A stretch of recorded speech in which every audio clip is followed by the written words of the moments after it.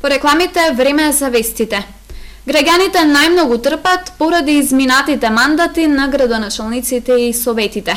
Во Штип во изминатите 2 недели забележано изградба на 6 дивоградби. Штипскиот градоначалник Захарија вели дека некои граѓани мислат дека во моментов владе беззаконие, но инспекторите се на терен. Градоначалникот на општина Штип денеска имаше средба со заменик амбасадорот на ОПСЕ во Скопје. Во Штип за само 15 дена регистрирани се 6 дивоградби. Граѓаните сметајќи дека во моментов влада е беззаконие поради тоа што не се валидни подписите на градоначалниците, почнале и на диво да градат куќи или да ги доградуваат своите станови. Инспекторите се на терен и тоа во населбата 8 ноември се надградуваат веќе горе над зградите. Во населбата ноември каде живее ромско население имаме 3 дивоградби лоцирано и на Радански пат имаме една дивоградба лоцирано. Значи 6 дивоградби во овој момент се градат. А јас не можам да подпишам да речеме ниту еден акт како градоначалник, значи за активирање на механизацијата за установи на овои објекти и рушење. И тоа е веќе сериозен проблем. Значи се нарушува интегритетот и концептот на урбаничката документација во овој град. Приливот на пари во општините не бил никогаш помал како во изминатите 2 недели, откако локалната власт е блокирана, доколку претениците во собранието и официјално не го утврдат терминот за локални избори и не ги продолжат мандатите на градоначалниците и на советите, во тој случај големите главоболки почнуваат за 2 дена, кога треба да се подпишуваат и платите за вработените. Само што првите проблеми ќе бидат после 15 јуни, кога училишта нема да добијат плата, општинската администрација нема да добие плата, не можеме да платиме струја, противпожарната единица не може да добие плата исто така. Јас се прашам, ако не го платиме горивото, дали ќе дават на камионите од противпожарната единица, противпожарните возила да ставаме гориво. Улично осветлување треба да биде платено затоа што може да не исклучат, и тоа се веќе проблеми кои постојат. Штипскиот градоначалник Захариев забележува дека во моментов најмногу трпат граѓаните кои не можат да го платат данокот на промет по купување или продавање на недвижен имот, а бизнис секторот не може да гради нови стамбени или стопански објекти.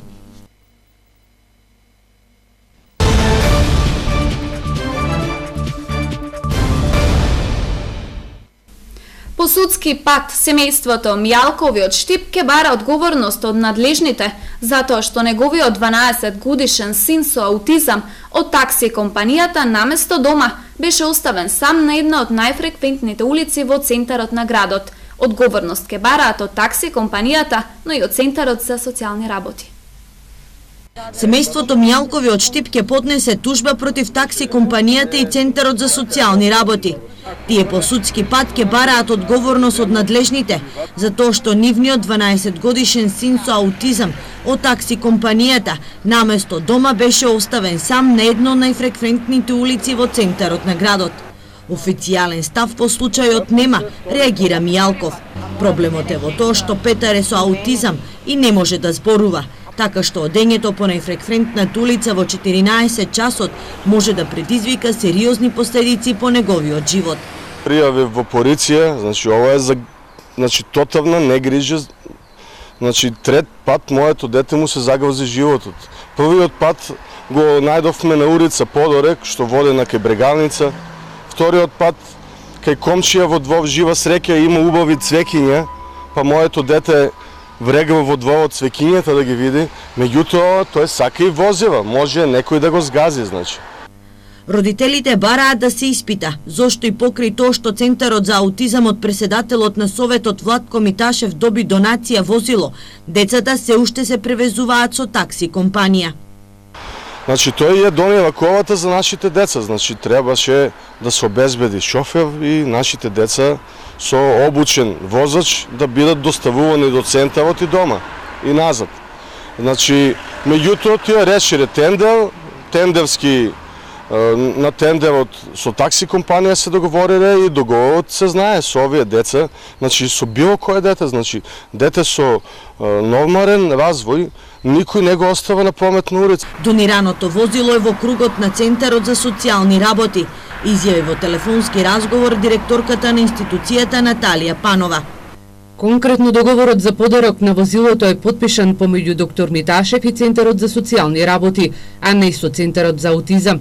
Ние имаме уште еден дневен центар за лица со посебни потреби. Конкретно возилото не може да се користи за дневните центри, бидејќи немаме вработено лице чии работни обврски ќе му бидат превезување на децата. изјави Панова. Според Панова, ресорното министерство во овакви случаи им дозволува децата да се превезуваат со такси компании. Четворица повредени, од кои еден потешко во тешка сообраќајна несреќа кај Кадрифаково. Несреќата се случила доцна синоќа меѓу 3 возила. Магистралата Штип-Велес година однесе 2 човечки животи. Четворица се повредени, од кои еден потешко во тешката сообраќајна несреќа која се случила синоќа на магистралниот пат Штип-Велес помеѓу Кривидол и Кадрифаково, информираат од полицијата. Во незгодата учествувале 3 возила, Volkswagen Golf со штипски, BMW со кумановски регистарски таблички и возило Audi со бугарски таблички. 2 возила се движеле во иста насока, а едно од спротивна страна. Во несреќата со повреди се здобиле возачите во возилата и еден сопатник во кумановското BMW. Со возило на итната медицинска помош биле транспортирани во клиничка. По укажаната лекарска помош се пуштени на домашно лекување. Пациентите на возраст од 21 до 24 години од Куманово, Чифлик и Велес се примени со повреди на главата. Прегледани се од хирург и мастиофасцијален хирург, но по укажаната лекарска помош одбиле да бидат хоспитализирани и се пуштени на домашно лекување, информираше портпаролот на клиничка болница во Штип, Марина Шуманска. Полициска екипа на Светиниколската полиција изврши увид на местото на несреќата. Причината е голема материјална штета, но за среќа нема сериозни последици. Истрагата на надлежните треба да ги утврди причините за несреќата што се случила на оваа критична делница со времен режим на сообраќај 1 час пред полноќ. Според анализите на надлежните, неприлагодената брзина кон условите на патот е една од причините што ја загрозуваат безбедноста во сообраќајот. Најчести причини за случување на овие сообраќајни незгоди се конзумирањето на алкохол и неприлагодената брзина кон условите и состојбата на патиштата. Патот покрај Кадрифаково се посочува како црна точка на оваа критична магистрала. Новото сообраќајно решение треба да ги надмине старите проблеми, пред се да ги намали сообраќајните несреќи со последици и зголеми безбедноста. Оваа година на оваа делница, поточно кај Кадрифаково, во сообраќајни несреќи загинаа 2 лица. Во март загина 63 годишен скопјанец, а овој месец и 75 годишна скопјанка.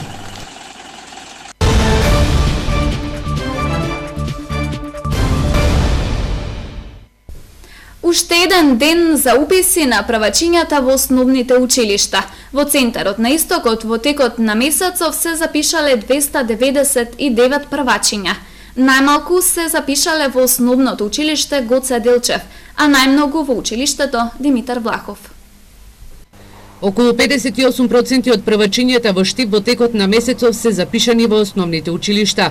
Вања Џамбазова Николовска, советник во Оделението за образование во општина Штип, денеска изјави дека согласно податоците на СВР Штип, оваа година во прво оделение треба да се запишат вкупно 554 деца, а до денеска се запишале 299 правачиња.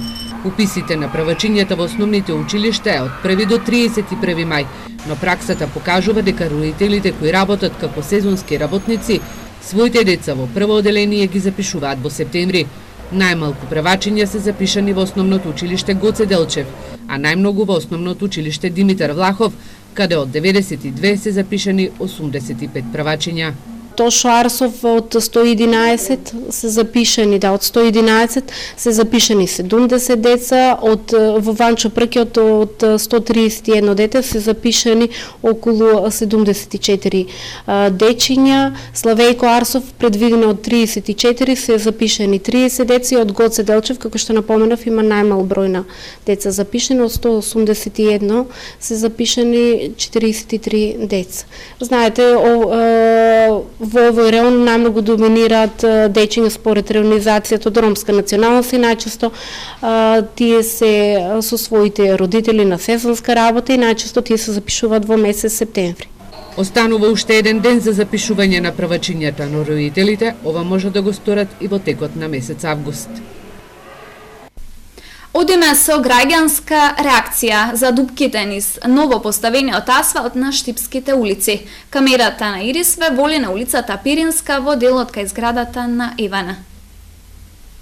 Повеќе улици во штипските населби во изминатиот период добија нов асфалт, но на многу места асфалтот попушти за краток период. Еден таков пример на улица со нов асфалт, но и со дупки за кратко време е делот од Пиринска пред Евана. Ова позади мене е крајниот дел од улицата Перинска кај зградата на електродистрибуција.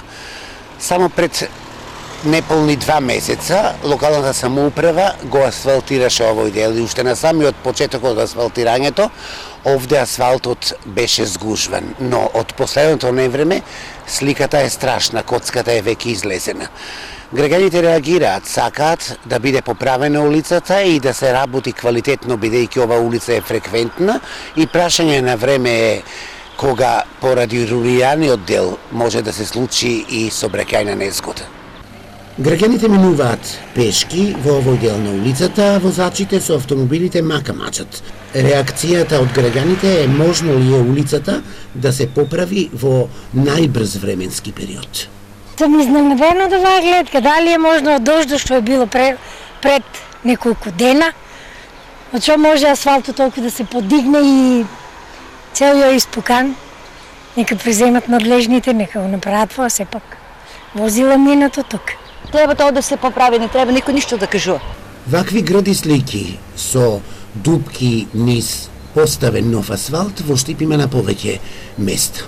Одговорните засега причината за ваквата состојба ја гледаат во последното невреме. Но прашањето од граѓаните е дали само невремето влијае врз неквалитетниот асфалт.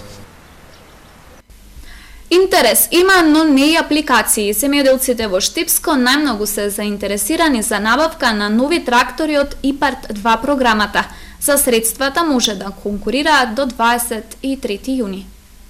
Најмногу за набавка на нови трактори се заинтересирани земјоделците во Штипско-Карбинскиот регион од новата ИПАРТ-2 програма. Од регионалниот центар на Агенцијата за поттик и развој на земјоделството во Штип била дека интерес има за тоа кои документи треба да ги соберат земјоделците за да може да аплицираат, но иако рокот истекува на 23 јуни, досега немаат изготвено проекти по оваа програма. Очигледно дека на земјоделците им треба повеќе време за да ја комплетираат документацијата, иако очекуваат дека со готовите апликации ќе може полесно да дојдат до овие средства. Министерството веќе направило некој исчекор, односно подготовка, а тоа се типизирани фарми кои што ќе дадат стандардна, односно стандардизирање по однос на одгледувањето во свињарството, за месо, говедарство, кокошкарството и така натаму, во сите области, која што е погодност, која што во првиот период имавме недостатоци или проблеми по однос на обезбедување на проекти и така натаму. Она што оваа програма нуди е за поголемите фармери, оние со поголеми земјоделски капацитети кои водат евиденција и имаат можности да инвестираат во нова технологија, белат земјоделци во Штипско. Критериумите кои треба да ги исполнат, сметаат сега биле престроги за да се добијат овие средства. Има напредок во вадењето на градежни дозволи, пренамена на земјиштето, вадење на градежни дозволи за градење на земјоделско земјиште. Во делот на животната средина исто така има подобрување, меѓутоа да напоменам дека критериумите кои што се бараат за исполнување на стандардите мора да се почитуваат и докажат со соодветна документација. Кусите рокови за собирање на потребната документација, обемноста на истата досега ги коча земјоделците да може да конкурираат за средства од ИПАРТ програмата. Најчесто поради долгата процедура пред време се откажуваат до аплицирање. Затоа од ИПАРТ-1 програмата неискористените средства се вратија назад. Од ИПАРТ-2 програмата земјоделците може да повлечат 60 милиони евра за кофинансирање на инвестиции во земјоделството.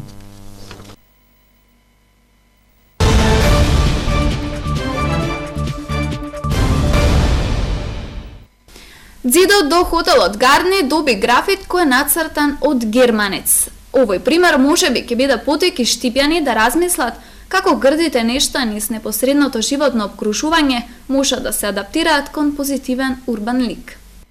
Градата слика со зидот, остаток од старата куќа која пред неколку години беше руина до хотелот Гарни, е разубавена со нацртан графит од рацете на Ханес Крамер, германец кој е на гости во Штип. Крамер заедно со неговата девојка Анастасија, која е со штипско потекло, цртале над зидот на стадионот во Штип. Таму имаат и дозвола за цртање, но откако ја таму завршиле работата, решиле и Просторот кој е грда слика во центарот на градот да го разубават. У Германија има многу бели ѕидови и многу рамни и досадни и баш овај ѕид многу му се свиѓаше од тие стар. Инаку Крамер е познат во Германија по цртање на графити, најмногу сака да црта портрети, но вели дека во Македонија неговите портрети не се вклопуваат. Ich denke schon, ja, dass das dann auch bleibt und dass das eine gute Möglichkeit ist für junge Leute kreativ zu sein. Мисле дека ќе остане тоа вака и мисле дека е добра можност за луѓе да видат дека исто можеш креативност да се среди. Но секако впечатоците од Македонија и од Штип ќе ги носи со себе во Германија и ќе ги памти како позитивен дел од неговиот живот. Es ist wunderschön. Многу е тема убаво вика. Und es ist eine Lebensfreude hier. Сите луѓе се многу фини спрема него и осеќа се дека луѓето живеат. Ханес и Анастасија ја завршија работата со графитот кај ѕидот до хотелот Гарни, заминаа среќни, денови веќе патуваат во Германија и се надеваат дека нивното дело ќе ги поттикне штипјани да размислуваат овој простор конечно да го разубуваат, затоа што и хотелот Гарни со неговата архитектура заслужува убавина за почит и од штипјани и од гостите. Со представата на Отворено море од Славомир Мрожек, а во изведба на аматерската театарска група од Јагодина Србија, годинава започне 53-тото издание на драмскиот аматерски фестивал во Кочани. Годинава пред театарската публика ќе се представат 13 аматерски групи. Со представата на Отворено море од Славомир Мрожек, а во изведба на аматерската театарска трупа од Јагодина Србија, годинава започна 53-тото издание на драмскиот аматерски фестивал во Кочани. Официјално, овогодинешното издание го отвори режисерот Дејан Пројковски, кој пред повеќе од 15 на години на истиот овој фестивал има добиено наградата за најдобар режисер. Мислам дека фестивалот во Кочани е расадник на македонскиот театар и сите кои што се занимаваме со театар и публиката треба да сме свесни како и општината колку е важен овој фестивал да се поддржува, бидејќи професионалниот театар како едно од местата каде што се чува македонскиот јазик и традиција е многу важно сите да инвестираме многу во тоа. И мислам дека овој фестивал е токму тоа. Свесност за инвестирање во македонската култура и традиција и создавање на културни мостови со соседни држави. До 3 јуни на сцената во Кочанскиот дом на култура треба да бидат одиграни 13 театарски представи, од кои 2 странски. Годинава со 4 театарски представи ќе се анимира и најмладата публика.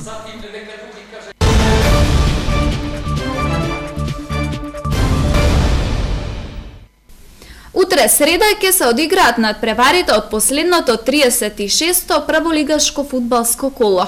Екипата на Брегалница на Градски во Штип ќе се збогува од прволигашкото друштво во надпревар со екипата на Работничкиот Скопје. Никој во Штип не посекуваше, па нито најголемите песимисти очекуваа дека фудбалскиот прволигаш Брегалница ќе го напушти прволигашкото друштво. Сепак тоа се случи. Брегалница утре среда ќе се прости своите навивачи како прволигаш во средба од последното коло во која за противник ќе им биде тимот на Работничкиот Скопје. Новиот надпревар главен судија ќе биде Марија Младеновски, а ќе му помагаат Саша Ташевски, Бојан Ивановски и Дарко Стојтиски како четврти судија, сите од Скопје. За контролор е делегиран Мијалчо Михајлов од Лозово, а делегат ќе биде Зоран Митковиќ од Куманово. Еве ги комплетните парови за ова последно 36-то прволигашко коло. Победа Ренова, Шкупи Македонија Ѓорче Петров, Шкендија Пелистер, Вардар Силекс и Брегалница Работнички. Сите надпревари ќе се одиграат во среда 31 мај со почеток во 16 часот и 30 минути. Изгледот на втората фудбалска лига Исток за новата надпреварувачка 2017-2018 година скоро е познат, бидејќи останува да се одигра уште баражот на четврто пласираните екипи од источната и јужната група на третата лига. Согласно тврдените промени за надпреварувачката сезона 2017-2018 во Македонија ќе фигурираат две втори лиги, Источна и Западна, со по 10 екипи. На истокот засега се познати 9 екипи кои ќе се надпреваруваат во новата второлигашка сезона. Тоа се екипите на Брегалница Штип, Хоризонт Турново, Белашица Струмица, Тиквеш од Кавадарци, Плачковица Радовиш, Кожув Гевгелија, Осогово Кочерни, Борец Велес и Победа од Валандово. Според неофицијални информации, останува да се одигра бара средбата помеѓу четвртопласираните екипи Каменица САС од истокот и Превалец Велес од југот, а терминот и местото каде ќе се игра ќе се одредат на состанокот вечерва во Кочани. Сепак овие податоци се земат со резерва, бидејќи неколку екипи се содруваат со финансиски потешкотии, како и со играчки потенцијал, па можно е некоја екипа и да го откажу тестото во втората лига. Колку за подсетување, досега котизацијата за учество во втората лига изнесуваше 8.000 евра, а годинава можеби ќе биде и повисока ако се има во предвид новиот четворокружен систем на надпреварување со далеку повеќе одиграни надпревари. Со информациите од спортот ги завршуваме вестите на Ирис телевизија. За повеќе посетете на Ирис Мака или социјалните мрежи. Пријатно!